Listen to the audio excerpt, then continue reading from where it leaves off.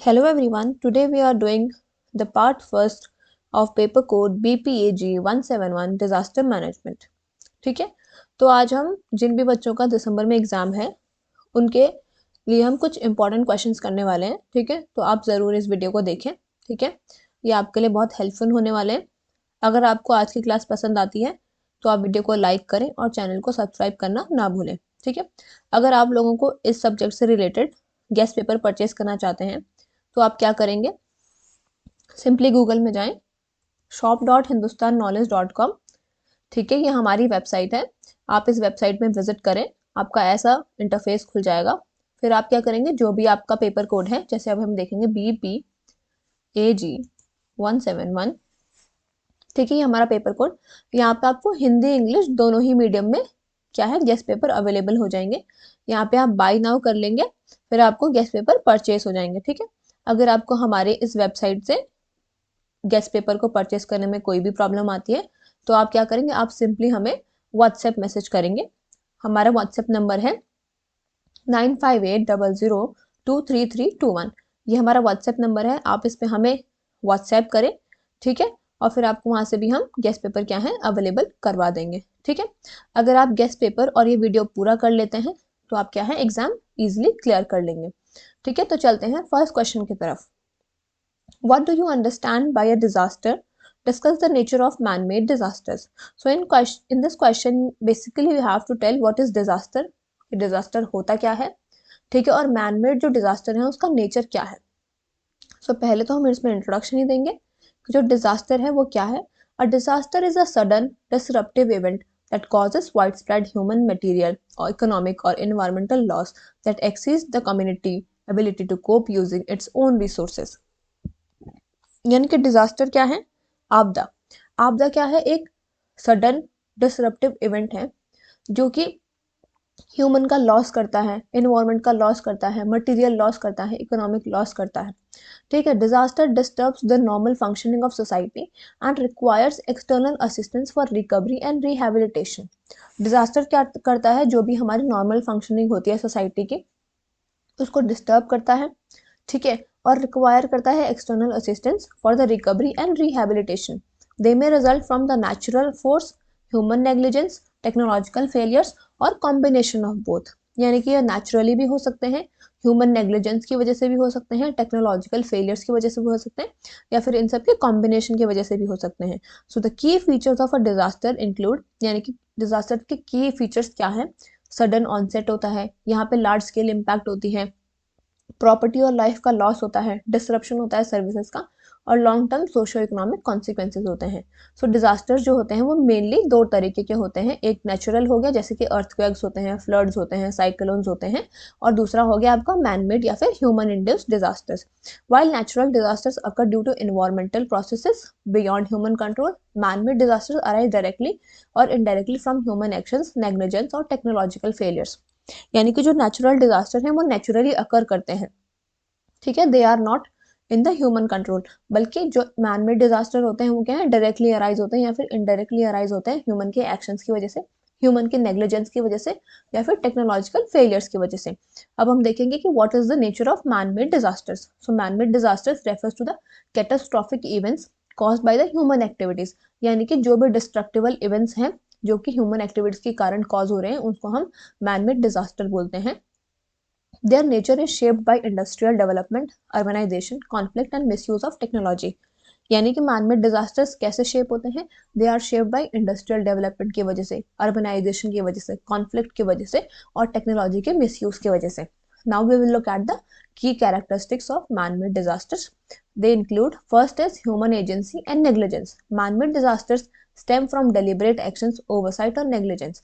यानी कि जो मैनमेड डिजास्टर्स होते हैं ना वो ह्यूमन के डेलिबरेट एक्शंस की वजह से आते हैं, उनके ओवरसाइट और उनके नेग्लिजेंस की वजह से आते हैं. एग्जांपल्स के लिए जैसे इंडस्ट्रियल एक्सप्लोजन होता है या फिर केमिकल लीक होता है, जैसे आपने सुना होगा जो भोपाल गैस ट्रेजेडी थी. ठीक है, वो बहुत ही बड़ी ट्रेजेडी हुई थी. ठीक है, वो ह्यूमन के नेग्लिजेंस की वजह से हुई थी. तो ये क्या मैनमेड डिजास्टर है, जैसे कि ऑयल स्पिल्स होते हैं, माइनिंग एक्सीडेंट्स होते हैं, या फिर न्यूक्लियर प्लांट फेलियर्स होते हैं. तो यहाँ पे क्या होता है, लैक ऑफ सेफ्टी मेजर्स होते हैं, पुअर मेंटेनेंस होता है और वायलेशन ऑफ रेगुलेशन होता है, जिसकी वजह से ये ऐसे एक्सीडेंट्स लीड होते हैं. ठीक है, Second is predictability and preventability. Unlike natural disasters, most man-made disasters are predictable and preventable. यानी कि जो natural disasters होते हैं वो तो predictable और preventable ज़्यादा होते नहीं है, पर जो mostly जो man-made होते हैं, जो आपके man-made disasters हैं, human-made disasters हैं, वो predictable होते हैं और preventable होते हैं. They occur due to identifiable risks such as inadequate safety protocols, poor planning or improper handling of hazardous materials. Effective regulation and technological safeguards can significantly reduce their chances. यानी कि human made जो disasters होते हैं, man made जो disaster होते हैं, वो occur होते हैं due to the identifiable risk, जैसे कि इनएडुकेट जो सेफ्टी प्रोटोकॉल्स होते हैं, पुअर प्लानिंग होती है, इम्प्रॉपर हैंडलिंग होती है हैजार्डस मटेरियल के. तो अगर उनका हम इफेक्टिव रेगुलेशन करेंगे या फिर टेक्नोलॉजिकल सेफगार्ड्स करेंगे तो उसकी वजह से इनके चांसेस रिड्यूस हो सकते हैं. Third is technological and industrial origins. Rapid industrialisation and use of sophisticated technology have increased the likelihood of technological disaster. यानी कि जितना ज़्यादा ये इंडस्ट्रियलाइजेशन हो रहा है और टेक्नोलॉजी का सोफिस्टिकेटेड यूज़ हो रहा है, इसकी वजह से क्या है, टेक्नोलॉजिकल डिजास्टर का लाइकलीहुड इंक्रीज हो गया है. जैसे कि न्यूक्लियर एक्सीडेंट, जैसे कि चेर्नोबोल में हुआ था, फुकुशिमा में हुआ था, डैम फेलियर्स होते हैं, पावर ग्रिड ब्रेकडाउन होता है, ट्रांसपोर्ट एक्सीडेंट्स होते हैं, जैसे कि एयर एक्सीडेंट होता है, रेलवे एक्सीडेंट होता है, रोड एक्सीडेंट होता है. They all fall in this category. So these disasters often involve hazardous substance leading to the long-term environmental health damage. यानी कि इनमें क्या है, hazardous substance involve होता है जिसकी वजह से क्या है, long-term environmental damage होता है, ठीक है, और health भी damage होती है. So fourth one is conflict related and social dimension. Man-made disasters also include war, terrorism, insurgency, communal riots and cyber attacks. Man-made disasters में क्या आते हैं, आपके war भी आते हैं, terrorism भी आता है, communal riots आते हैं, और जितने भी आपके cyber attacks हैं वो भी involve होते हैं. So these originate from socio-political tensions. ये किसकी वजह से होते हैं, socio-political tension की वजह से होते हैं, extremism की वजह से होते हैं, geopolitical rivalry की वजह से होती हैं. Their impact extends beyond immediate loss of life, affecting national security, social harmony and economic stability. यानी कि जो इनका impact होता है वो immediate loss of life के beyond जाता है, जैसे कि ये national security को affect करता है, social harmony को affect करता है, economic stability को affect करता है. Fifth is cascading and long-term effect. Man-made disasters frequently trigger secondary disasters or prolonged crisis. Chemical contamination, radiation exposure and environmental degradation may affect generations.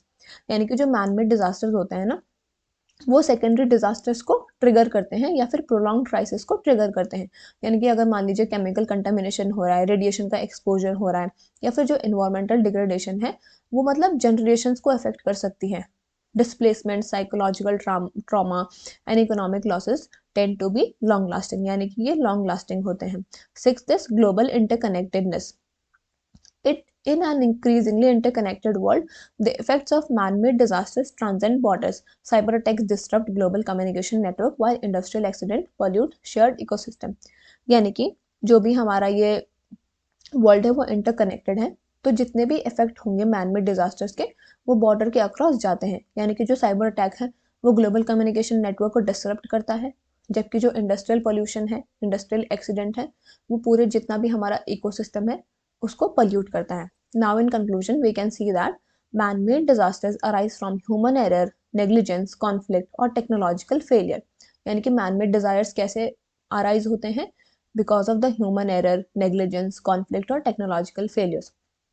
Their predictable and preventable nature highlights the need for strict regulations, disaster preparedness, public awareness and responsible use of technology to minimize risk and ensure a safer society. ठीक है, तो यहाँ पे आपका ये पहला question खत्म होता है. अब हम नेक्स्ट क्वेश्चन की ओर चलेंगे. अगर आपने अभी तक चैनल को सब्सक्राइब नहीं किया है तो आप चैनल को सब्सक्राइब कर ले, साथ में हमारे टेलीग्राम ग्रुप में ज्वाइन कर लीजिएगा, जिसका कि लिंक आपको डिस्क्रिप्शन में दिया गया है. वहाँ पे आपको क्या है, जितने भी क्लासेस है उसकी अपडेट मिलती रहेंगी. ठीक है, और वीडियो को ज़्यादा से ज़्यादा अपने दोस्तों के साथ शेयर करें. Now we will look at the second question. Examine the relationship between the disasters and development. Now इस क्वेश्चन में आपको क्या बताना है, आपको डिजास्टर और डेवलपमेंट के बीच का रिलेशन बताना है.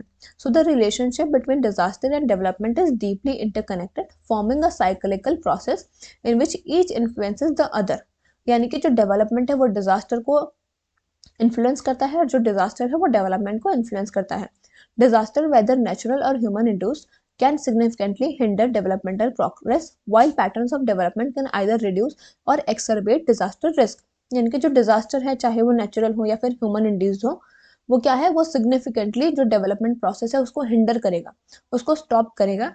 बल्कि लेकिन जो पैटर्न ऑफ डेवलपमेंट है वो या तो रिड्यूस कर सकता है या तो एक्सर्बेट कर सकता है, यानी कि वो इंक्रीज भी कर सकता है और रिड्यूस भी कर सकता है डिजास्टर के रिस्क को। ठीक है, understanding this relationship is crucial for formulating resilient and sustainable development strategies, यानी कि इस रिलेशनशिप को हमें अंडरस्टैंड करना बहुत क्रूशियल है ताकि हम एक रिजिलियंट और सस्टेनेबल डेवलपमेंट स्ट्रैटेजीज को फॉर्मुलेट कर सकें। First is disaster as challenge to the development. Disasters often reverse years of developmental gains within moments. So they damage infrastructure such as roads, schools, bridges, hospitals, and communication networks, disrupting essential services and economic activities. यानी कि जो disasters हैं वो हमारे जितना भी हमारा बहुत सालों का जो डेवलपमेंटल गेन्स होता है उसको विद इन मोमेंट्स क्या करते हैं, खत्म कर देते हैं। वो हमारे इंफ्रास्ट्रक्चर को डैमेज करते हैं, जैसे कि रोड्स हो गए, आपके ब्रिजेस हो गए, स्कूल्स हो गए, हॉस्पिटल्स हो गए और कम्युनिकेशन नेटवर्क्स हो गए। ठीक है, for developing countries in particular limited financial resources magnify the long term impacts of this losses. यानी कि जो डेवलपिंग कंट्रीज हैं, ठीक है, पर्टिकुलरली उनके लिए क्या है, जो लिमिटेड फाइनेंशियल रिसोर्सेज हैं वो मैग्नीफाई करते हैं इनके लॉन्ग टर्म इम्पैक्ट को, उनके जो लॉसेस होते हैं उनके लॉन्ग टर्म इम्पैक्ट को वो मैग्नीफाई करते हैं। Lives and livelihoods are severely affected as agricultural land, housing, and local markets are destroyed, pushing vulnerable population deeper into poverty. This creates a disaster development trap. यानी कि जो lives हैं और livelihoods हैं वो severely affect होते हैं क्योंकि जो agricultural land है, हाउसिंग है, लोकल मार्केट्स हैं वो डिस्ट्रॉय हो जाते हैं। इसकी वजह से क्या होता है, जो भी वल्नरेबल पॉपुलेशन है वो और ज़्यादा पॉवर्टी में जाती रहती है। इसकी वजह से क्या होता है, एक डिजास्टर डेवलपमेंट ट्रैप क्रिएट हो जाता है where repeated disasters prevent communities from moving beyond subsistence level existence. तो यहाँ पे क्या होता है, डिजास्टर्स की वजह से जो कम्युनिटीज हैं वो कभी आगे ही नहीं बढ़ पाती हैं। Additionally governments must divert funds from development projects to relief and rehabilitation, slowing progress in sectors such as education, healthcare and industrial growth. तो गवर्नमेंट्स को क्या करना चाहिए, अपने फंड्स को डाइवर्ट करना चाहिए from the developmental projects to the relief and rehabilitation. ठीक है, social impacts are equally significant. अब जो सोशल इम्पैक्ट्स हैं वो इक्वली सिग्निफिकेंट है। ठीक है, displacement, health hazards and psychological trauma and the loss of social cohesion weaken communities ability to participate in the development process. अब जैसे डिस्प्लेसमेंट होगा, हेल्थ हजार्ड होंगे, साइकोलॉजिकल ट्रॉमा होगा, लॉस होगा सोशल कोहेजन का, तो इसकी वजह से क्या होता है, कम्युनिटी की जो एबिलिटी होती है to participate in the development process वो वीकन हो जाती है। इस वजह से जो डिजास्टर है they act as both immediate and long term obstacles to the sustainable development. यानी कि जो आपका डिजास्टर है वो एक ऑब्स्टिकल है हमारे सस्टेनेबल डेवलपमेंट के लिए। ठीक है, second is development as a source of disaster risk. While development is essential, certain pattern of development can heighten disaster risk. यानी कि डेवलपमेंट एसेंशियल तो है पर कुछ कुछ जो डेवलपमेंट पैटर्न्स होते हैं उसकी वजह से क्या होता है, जो रिस्क होता है डिजास्टर का वो इंक्रीज हो सकता है। Rapid urbanisation without adequate plannings leads to informal settlements in the hazard prone area such as flood plains and unstable hill slides. यानी कि अगर हम रैपिड अर्बनाइजेशन करेंगे बिना किसी एडुकेट प्लानिंग के, इसकी वजह से क्या होगा, इनफॉर्मल सेटलमेंट्स होंगे जिसकी वजह से, जैसे कि हैजार्ड प्रोन एरियाज हैं, जैसे कि कहीं पे फ्लड प्लेन्स हैं या फिर अनस्टेबल हिल स्लाइड्स हैं, तो उसकी वजह से क्या है, डिजास्टर के रिस्क इंक्रीज हो सकते हैं। Deforestation, environmental degradation and unregulated construction weaken natural protective barriers making region more susceptible to disasters. यानी कि डिफॉरेस्टेशन की वजह से, इन्वायरमेंटल डिग्रेडेशन की वजह से क्या होता है, जो नेचुरल प्रोटेक्टिव बैरियर्स हैं वो क्या है, कमज़ोर पड़ रहे हैं, जिसकी वजह से जो रीजन है वो और ससेप्टेबल हो जाएगा डिजास्टर्स के लिए। ठीक है, industrialisation and technological advancement if poorly regulated may create technological hazards such as chemical leaks, nuclear accidents और industrial explosions।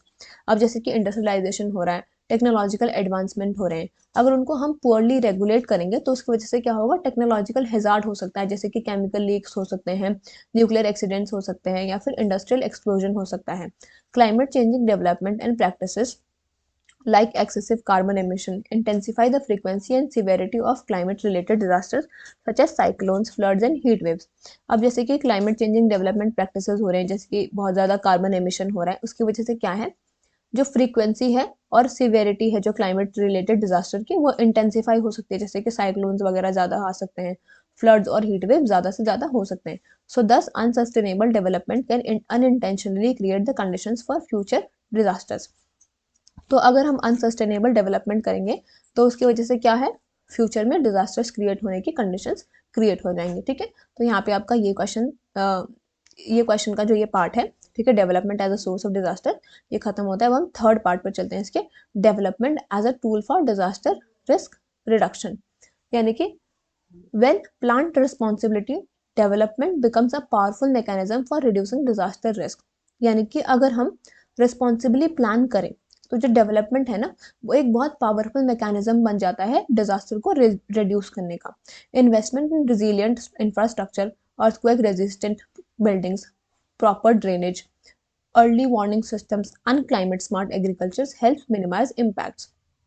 ठीक है, education, improved governance and community participation strengthen institutional capacities and awareness, enabling better preparedness and response. यानी कि जैसे education होती है, improved governance होगी, या फिर कम्युनिटी के जो पार्टिसिपेशन होते हैं वो स्ट्रेंथन करते हैं इंस्टीट्यूशनल कैपेसिटीज को एंड अवेयरनेस को, और वो इनेबल करते हैं better preparedness and response. So strong health care systems reduce mortality during epidemics and emergencies.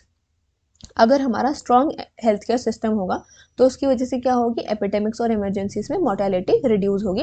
Environmental conservation, afforestation and adherence to building codes enhance the regional natural resilience. So incorporating disasters risk reduction into development planning ensures that growth does not occur at the cost of safety.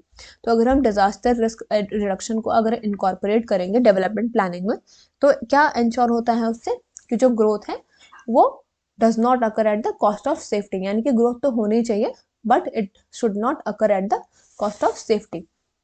Fourth is the disaster development continuum. Modern approaches emphasize viewing disaster not as isolated events but as a part of continuum linked to the development. यानी कि जो आपका disaster है वो क्या है, एक isolated event नहीं है, बल्कि ये एक पार्ट है कंटिन्यूम का, that is linked to the development.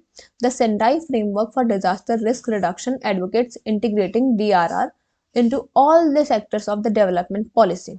ठीक है, so the concept of build back better highlights reconstruction as an opportunity to enhance resilience and correct past developmental inadequacies. Now we will look at the conclusions. So the relationship between the disaster and development is reciprocal.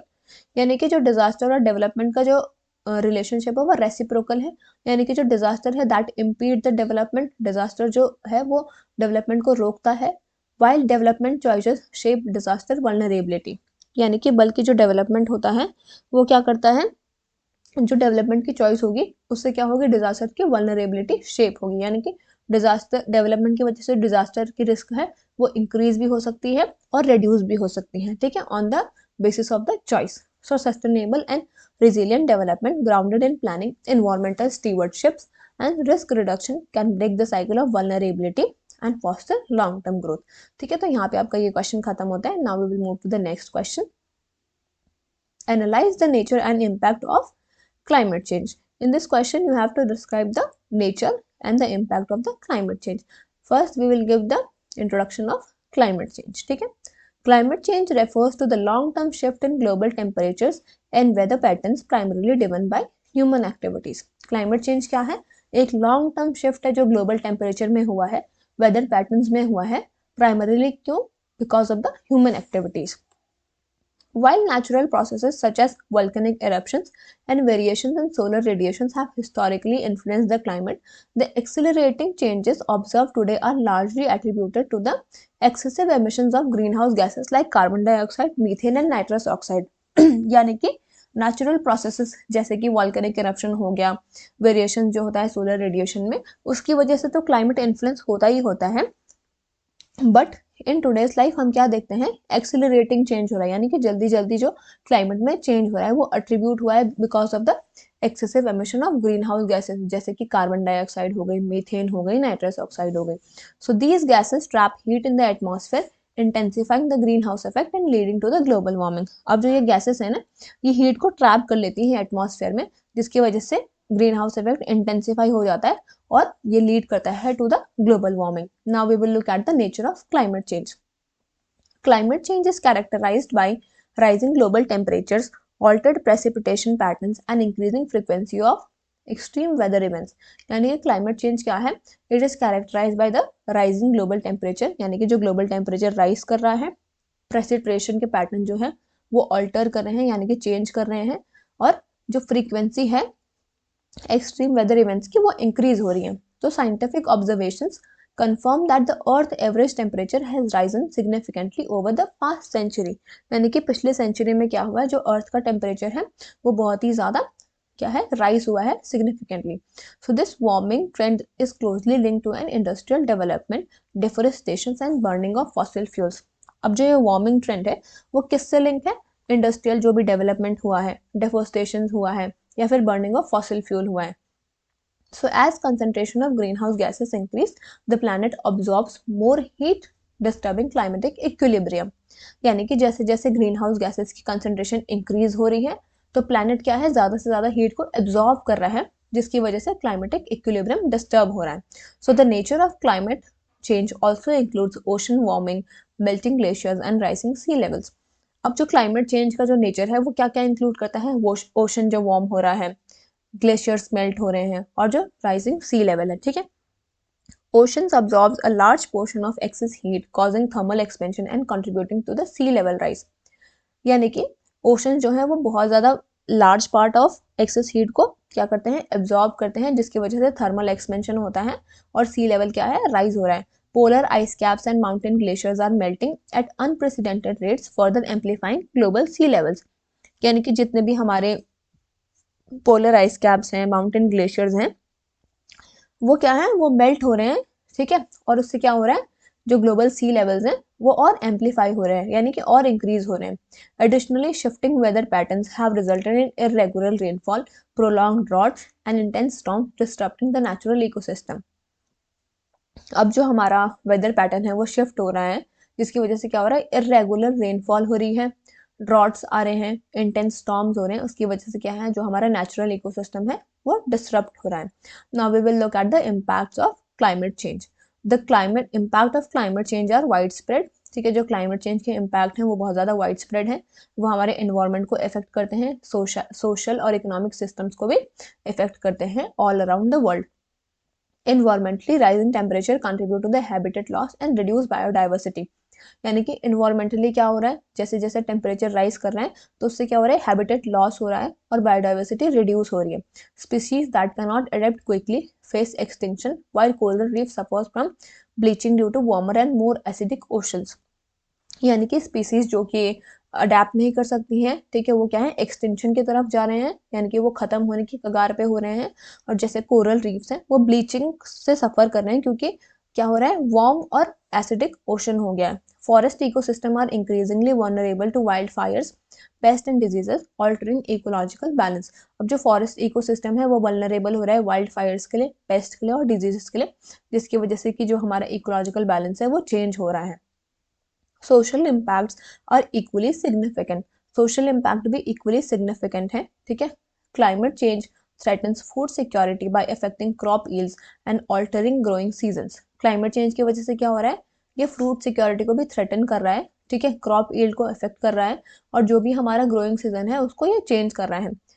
Regions dependent on rain fed agriculture are particularly at a risk. यानी कि जो reason में क्या है, जो rain fed agriculture जहाँ पे होता है, जहाँ पे मतलब रेन की मदद से एग्रीकल्चर होता है, वो पर्टिकुलरली रिस्क पे है. Water scarcity is becoming more common as glaciers shrink and precipitation become less predictable. यानी कि वाटर स्कैरसिटी हो रही है, वाटर की जो कमी है वो ज़्यादा कॉमन हो रही है, क्योंकि जो ग्लेशियर्स हैं वो सूख रहे हैं. ठीक है. प्रेसिपिटेशन लेस प्रेडिक्टेबल हो रही है. Human health is also impacted through the increased incidence of heat-related illness, respiratory problems due to air quality and the spread of vector-borne diseases. यानी कि ह्यूमन हेल्थ भी बहुत इम्पैक्ट हो रही है, क्योंकि यहाँ से क्या हो रहा है, हार्ट रिलेटेड इलनेस हो रही है, रेस्पिरेटरी प्रॉब्लम्स हो रही हैं पुअर क्वालिटी की वजह से, पुअर एयर क्वालिटी की वजह से, और स्प्रेड हो रहा है वेक्टर-बॉर्न डिजीजेस का. Economically climate change imposes substantial cost on societies. यानी कि इकोनॉमिकली क्या हो रहा है, जो क्लाइमेट चेंज है वो बहुत ज़्यादा सब्सटैंशियल कॉस्ट डाल रहा है सोसाइटीज़ पे, Extreme weather events such as floods, hurricanes, droughts causes destructions of infrastructures and disrupt livelihoods। जैसे कि एक्सट्रीम वेदर इवेंट्स होते हैं, जैसे कि फ्लड हो गए, बाढ़ आ गई, आपके साइक्लोन्स, हरिकेन्स आ गए, सूखा पड़ गया, तो इससे क्या होता है, डिस्ट्रक्शन होता है इंफ्रास्ट्रक्चर का और लाइवलीहुड्स डिस्टर्ब होते हैं। So developing countries with limited resources to adapt bear a disproportionate burden, ठीक है, rising sea level, endangered coastal cities requiring extensive investment in adaptation measures. तो जितनी भी डेवलपिंग कंट्रीज हैं उनके पास बहुत ही लिमिटेड रिसोर्स होते हैं अडेप्ट करने के लिए, ठीक है, तो इसकी वजह से वो उसमें डिसप्रपोर्शनेट बर्डन पड़ जाता है उन पे, ठीक है। जो राइसिंग सी लेवल है वो एंडेंजर कर रहा है किसको, कोस्टल सिटीज को, ठीक है। Now we will look at the conclusion. Climate change is a critical global challenge with far-reaching consequences for the planet and the humanity। Climate change क्या है, आपका एक क्रिटिकल ग्लोबल चैलेंज है, ठीक है, जो कि जिसके भी बहुत फार रीचिंग कॉन्सिक्वेंसेज हैं प्लानट के लिए और ह्यूमैनिटी दोनों के लिए। Its nature is marked by the rising temperature, altered weather patterns and environmental degradation that poses severe threats to the ecosystem. यानी कि इसकी वजह से क्या हो रहा है, इकोसिस्टम को बहुत खतरा है, पब्लिक हेल्थ को खतरा है और इकोनॉमिक स्टेबिलिटी को भी, ठीक है। Addressing climate change requires collective global actions focused on reducing green house gas emissions. यानी कि अगर हमें क्लाइमेट चेंज को एड्रेस करना है, ठीक है, तो उसके लिए क्या करना पड़ेगा, हमें ग्रीन हाउस गैसेस के एमिशन को रिड्यूस करना पड़ेगा। We have to transition to renewable energy, ठीक है। We have to strengthen the resilience. So ultimately, sustainable practices and international cooperations are essential to mitigate its impact and protect future generations। ठीक है, तो यहाँ पे आपके जितने भी इंपॉर्टेंट क्वेश्चंस थे वो हमने कंप्लीट कर लिए हैं। आप वीडियो को ज़्यादा से ज़्यादा शेयर करें। Thank you.